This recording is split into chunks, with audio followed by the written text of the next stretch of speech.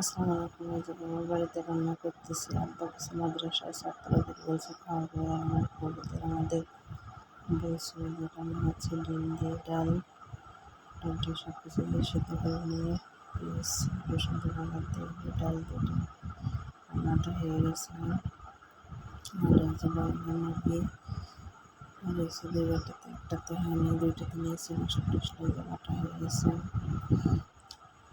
মেয়ের বউ সব কিছু রেডি করে রাখছি, আগে পেঁয়াজ ভেজে ভেজে সুন্দর করে কলা কষায় রান্না করে নিচ্ছি।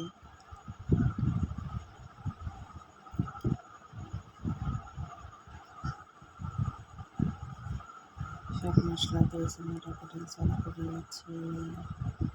অল্প ঝালটাকে শুকনো শুকনো রান্না করবার সঙ্গে গরুর মাংস আলু দিয়ে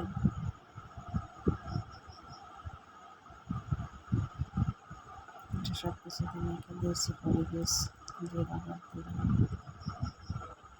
একটু পানি অ্যাড করবো মাংস দিয়ে। এখান থেকে যে পানিটা বের হয়েছে এই পানিতে সেদ্ধ হবে মুরগির মাংসটা রান্না হবে। দুই পাশে দুটো হচ্ছে রান্না শেষ, মুরগির মাংসটা নেমে রাখলাম, চুলাই রান্না করলাম, চুলাই